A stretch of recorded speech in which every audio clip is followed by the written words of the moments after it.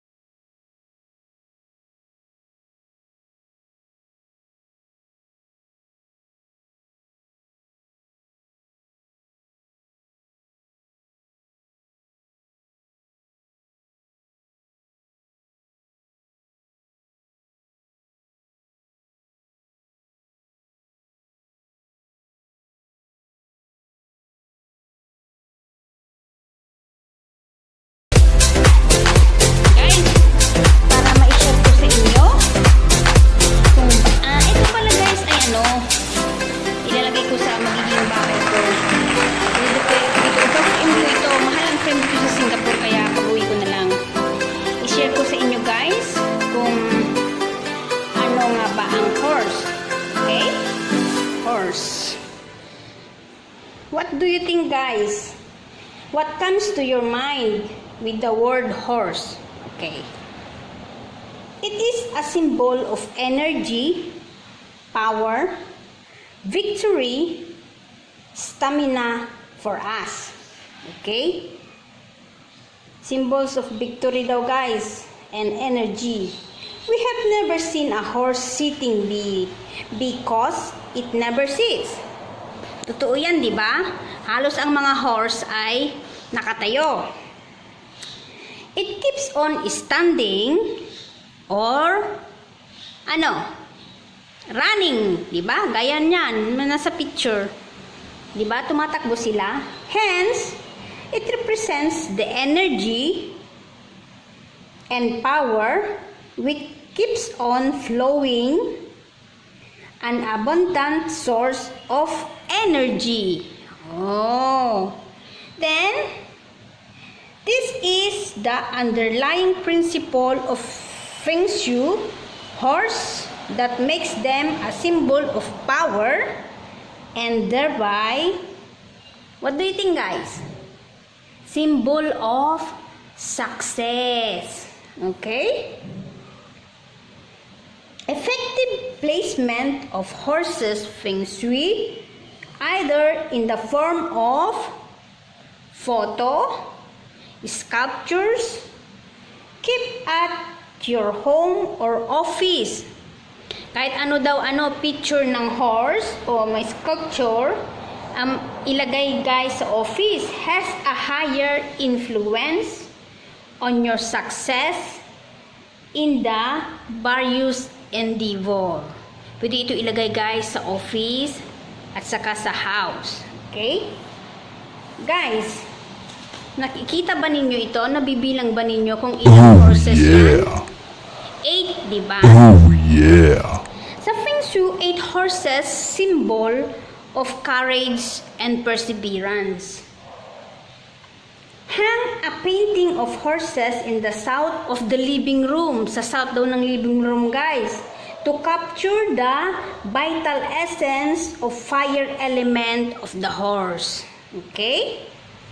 What Feng Shui horses brings to your life? What do horses represent in Feng Shui? Feng Shui, in Ilocano ang tawag pagbasa namin, okay? In classic Feng Shui application, the image of the horses bring the energy of success, fame, freedom, and speed.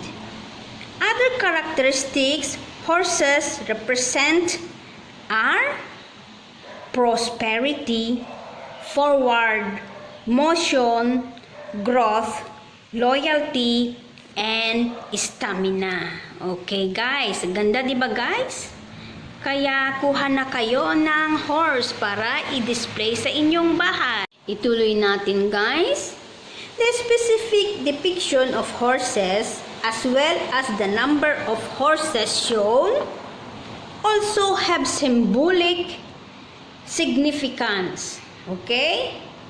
A horse or horse in motion can help to you regain focus and direct you toward a path to success. All horses associated with element of fire as well as strong yang or male energy. Wow, okay? Ganda guys, di ba? Tapos, ano daw ang i-avoid natin during the placement of horse? Yung mga dapat na i-avoid natin kung saan natin ilalagay ang mga horse guys. Okay? Avoid horses that are sad. Siyempre, sad nga, di ba? Or fighting with one another. This can generate conflict among family, household members. Never place a horse symbol made of leather. Huwag daw kayong kuha ng horse na leather. Avoid images with horses that are incomplete, abstract, or segmented. This depiction can promote sense of confusion, lack of control, or distraction. Okay, guys? Then number 4, do not position galloping horses so they face outside or out through a doorway. You want their energy directed inside the home, not outside or away from home. Okay. And then number 5, guys, avoid placing horses in wood or metal feng shui element areas so as not to conflict with horses association with fire. Okay guys, yan, nag-shining guys, may kulay kasi at saka yung mga beads, kaya maganda ito. At number 6, guys, do not place horse images or figures in the bedroom. Huwag daw kayong maglagay guys sa bedroom. Siyempre, ano ba naman pag sa bedroom, di ba? Matutulog, to rest. So, pag ilagay mo yung horse sa bed, hindi ito makaka-relax. So, matutulog siya. So, the power of vigorous activity of the horses, particularly horse in motion, can bring too much active energy to the bedroom, this resulting in a lack of rest, of relaxation. So, dapat mag-stay siya, makaka-relax siya. Pero, dahil nga sa ang horse ay keep on running, moving, never sit, diba? At ang lastly guys, do not place feng shui horse symbol in the toilet o bathroom or kitchen. So guys, wag ilagay ng horse sa toilet, kitchen. Ang the best place talaga nito guys ay sa living room. Kaya itong horse na ito, tamang-tama sa magiging bahay ko sa living room. Maganda ba guys? Okay, yan guys. Thank you for watching. Hope you like my video. Hope mayroon kayo natutunan about sa horse. Thank you guys. I love you all. God bless. Mwah!